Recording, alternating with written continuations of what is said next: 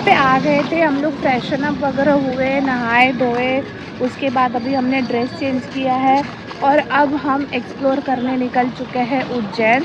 अब देखते हैं कि हमारा क्या प्लान होता है। अभी कोई डिसाइड नहीं हुआ है कि हमें कहाँ जाना है, क्योंकि हमें 2-3 जगह हमने सोच के रखे हैं, और कौन कौन सा सबसे पहले हम स्टार्ट करेंगे वो मैं आपको ब्लॉग में कंटिन्यू बताती हूँ। So it is the part 2 of Ujjain trip. और हम लोग के यहाँ आने से पहले ही मेरे हस्बैंड ने ऑलरेडी सब होटल ट्रांसपोर्टेशन सब बुकिंग कर ली थी एडवांस में। तो हमने पहले डिसाइड किया कि हम पहले खाना खाएंगे, उसके बाद हम स्टार्ट करेंगे उज्जैन एक्सप्लोर करना।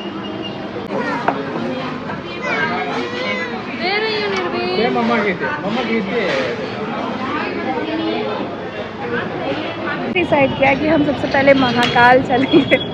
हमने डिसाइड किया कि हम सबसे पहले महाकाल चलेंगे और अब हम जा रहे हैं अंदर। अब अंदर देखते क्या होता है। पीछे से तुम मेरा बैकड्रॉप खराब मत करो अनुज। यूट्यूबर इसके पास कम से 17-80 मिलियन सब्सक्राइबर्स नहीं हैं, खाली 158 है, वो भी मेरे बदौलत। महाकालेश्वर मंदिर भारत के सबसे प्रसिद्ध और पवित्र मंदिरों में से एक है। यह 12 ज्योतिर्लिंगों में से एक है और भगवान शिव को महाकाल रूप में समर्पित है। यह मंदिर उज्जैन शहर में शिप्रा नदी के किनारे पे स्थित है। एकमात्र ज्योतिर्लिंग है जो दक्षिण की ओर मुख है। यहाँ भगवान शिव को कालों के काल यानी समय के स्वामी के रूप में पूजा जाता है।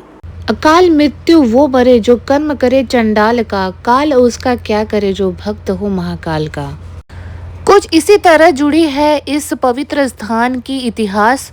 अब हम चलते हैं महाकालेश्वर ज्योतिर्लिंग के दर्शन लेने के लिए और आपको इसकी इतिहास के बारे में भी बताते हैं। नहीं, एक दर्शन कर जाइए, बाकी सब ब्लॉगिंग कर जाइए। मैं सबसे ज़्यादा ब्लॉगिंग कर रही हूँ। मेरे से पहले भी ब्लॉग कर रही थी, बोल रही थी कर रहा है कोई नहीं दिख रहा, कर रही थी सब ज्यादा दिख रहे हैं। पौराणिक मान्यता के अनुसार प्राचीन काल में उज्जैन शहर को अवंतिका नगरी के नाम से जाना जाता था। अवंतिका नगरी में एक ब्राह्मण रहता था जिसकी अपार श्रद्धा थी भगवान शिव के प्रति और उसके 4 पुत्र भी उसी की तरफ भगवान शिव की पूजा आराधना में लीन रहा करते थे। उसी काल में अवंतिका के पास रतमाल पर्वत पर दूषण नाम का एक बेहद क्रूर राक्षस रहा करता था, जिसकी शक्ति सीमित थी और वह रतमाल की सीमाओं से आगे नहीं बढ़ पाती थी। इसके लिए उस राक्षस ने अपनी असीमित शक्तियों को हासिल करने के लिए ब्रह्मा जी को प्रसन्न करने के लिए एक कठिन तपस्या प्रारंभ की।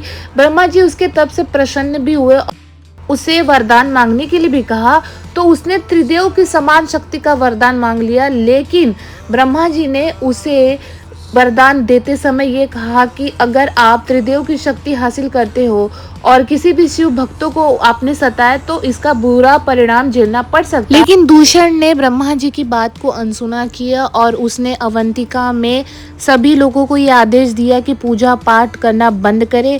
लेकिन उस ब्राह्मण ने उसकी एक भी नहीं सुनी और वह हमेशा शिव जी का पूजा पाठ करते रहा। जब यह बात दूषण को पता चली तो वो बहुत ज़्यादा क्रोधित हुआ और उसने उस ब्राह्मण के बच्चे को मारने के लिए तलवार उठाई। जैसे वह ब्राह्मण के बच्चों को मारने के लिए आगे बढ़ा, ठीक उसी समय वहां पर एक भयानक विस्फोट हुआ और पृथ्वी का सीना चीरकर वहां पर महादेव महाकाल के रूप में प्रकट हुए। इसके बाद महादेव की गर्जना से तीनों लोग गूंज उठे। महादेव की हुंकार करते समय जो उनके मुख से अग्नि निकली उसे दूषण पलक झपकते ही भस्म होकर राख हो गया। इसके बाद उस ब्राह्मण के 4 पुत्रों ने महादेव से अपने भक्तों की रक्षा के लिए उज्जैन में सदा वास करने की प्रार्थना की। मान्यता है कि इसके बाद महादेव उसी स्थान पर ज्योतिर्लिंग के रूप में स्थापित हो गए।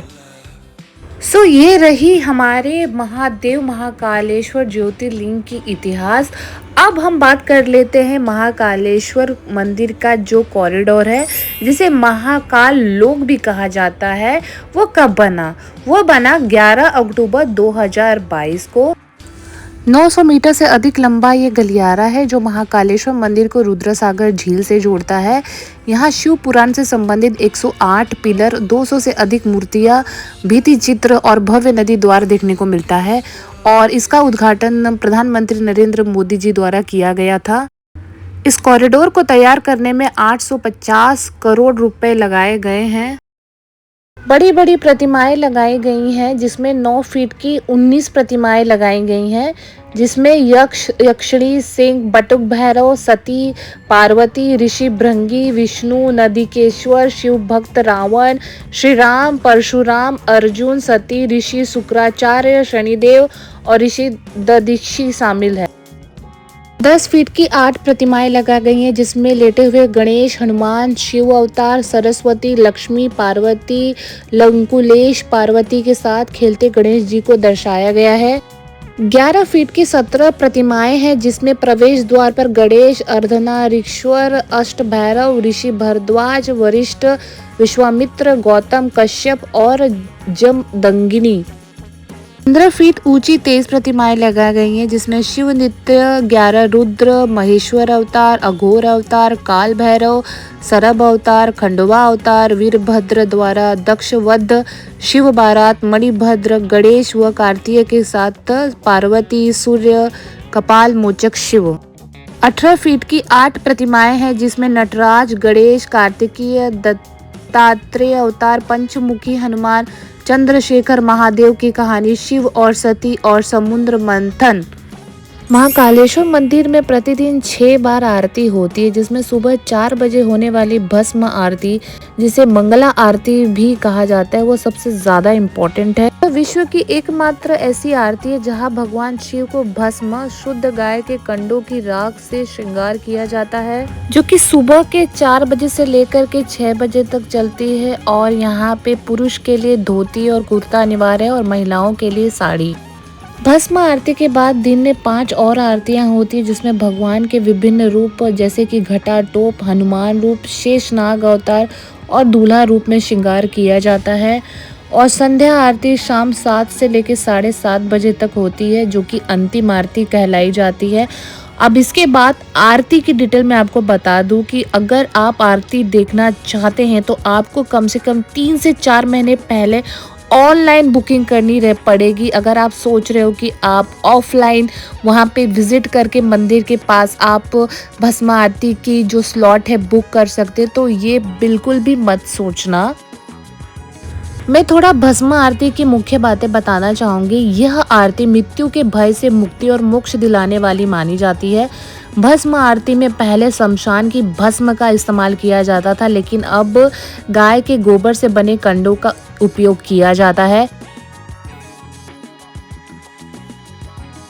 अभी आप जो वीडियो में देख रहे हो ये कमल कुंड है और यहाँ पे शिव जी की 24 आवर्स अभिषेक करते हुए आपको वीडियो दिख जा रही है, लेकिन अब इसे बदल दिया गया है। अब इसी जगह पे रोज शाम को 7 बजे के बाद से लेज़र शो होता है। मैं उज्जैन 2 बार आ चुकी हूँ, महाकाल के दर्शन मुझे 2 बार प्राप्त हुए हैं।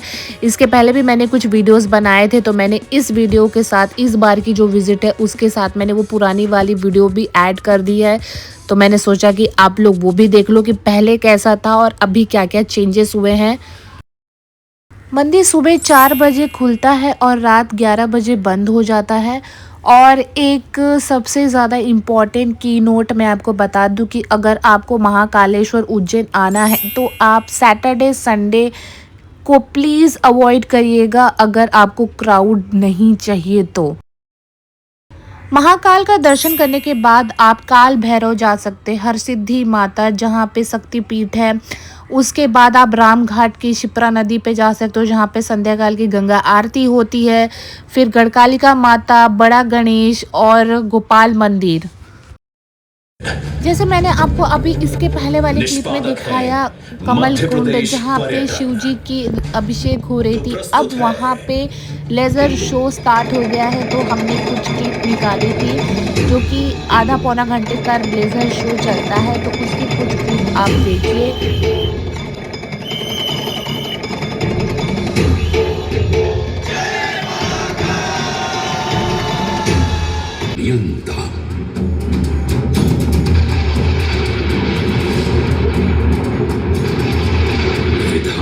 भी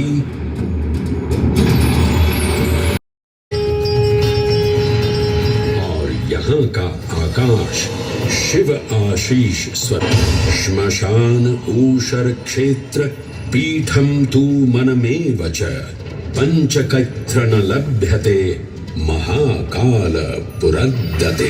वो प्रहर है जब सभी देवी देवता गंधर्व यहाँ उपस्थित होते हैं, और कलयुग हर युग में इसका अप्रतिम महत्व रहा है। सतयुग के उस कालखंड में ले चलता हूँ जहाँ देव और दानव एकत्रित हैं समुद्र मंथन करने के लिए। मन की आंखों से कल्पना कीजिए,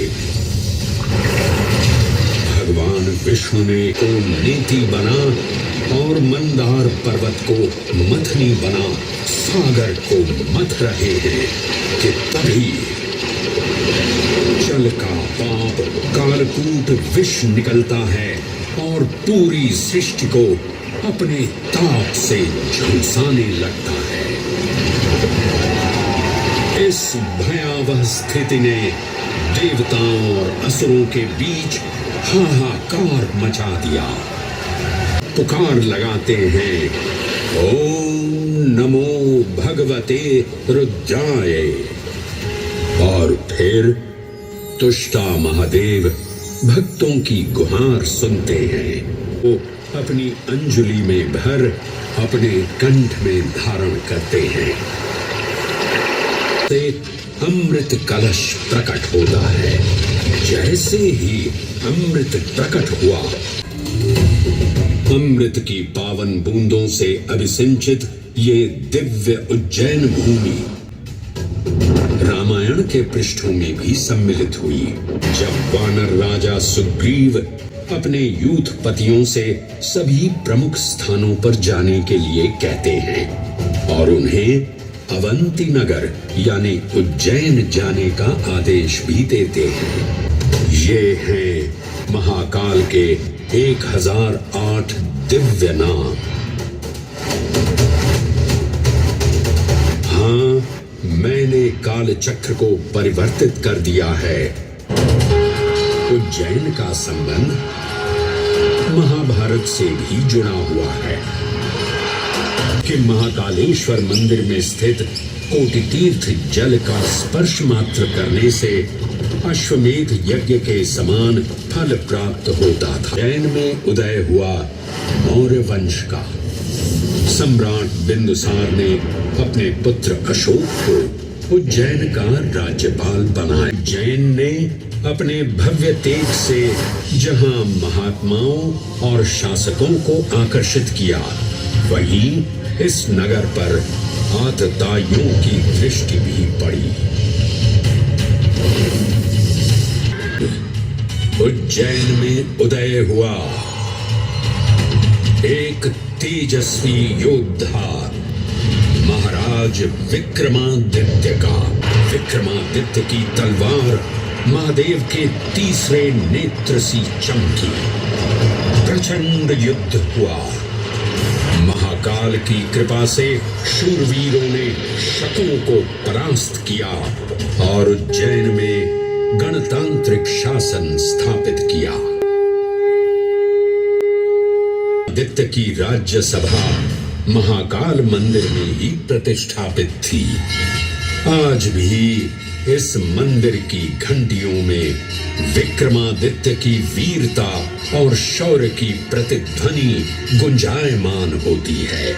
जिस दिन उनको विजय प्राप्त हुई, उस गौरवशाली उपलब्धि के सम्मान में एक नवीन पंचांग का शुभारंभ किया गया, विक्रम संवत पंचांग। इस शो में महाकालेश्वर की कथा, शिव महिमा और शिप्रा नदी के महत्व को लेज़र, संगीत और पानी के फव्वारों के साथ दिखाया जाता है। शो शुरू होने से पहले अच्छी जगह पाने के लिए 6:30 से 7 बजे के बीच ही पहुंचने की सलाह दी जाती है और ये टोटल फ्री है। इसमें कोई चार्जेस आपको देने नहीं रहते हैं।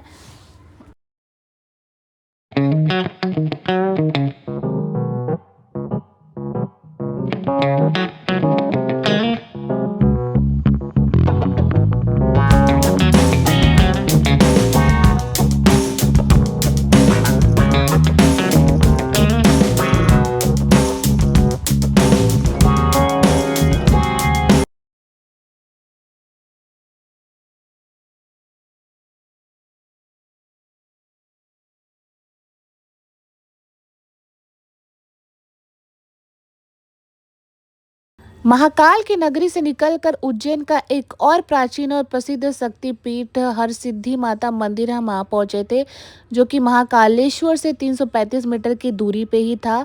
यह देवी सती के 51 शक्तिपीठों में से एक माना गया है, जहां माता की कोहनी गिरी हुई थी। हरसिद्धि माता के जस्ट पीछे आपको अन्नपूर्णा माता भी दिख जाएंगी, जो लाल रंग की मूर्ति यहाँ पे विराजित है और राजा विक्रमादित्य की कुल देवी भी मानी गई हैं।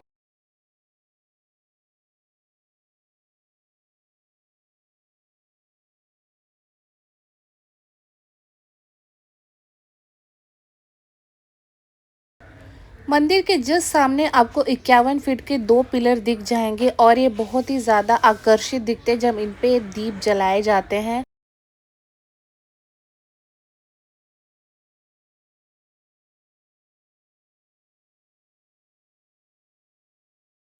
सैटरडे संडे अवॉइड करके आप कभी भी इस मंदिर का दर्शन लेने आ सकते हो। सुबह के 5 बजे से ये मंदिर शुरू हो जाता है, रात के 10 बजे तक ये चालू रहता है।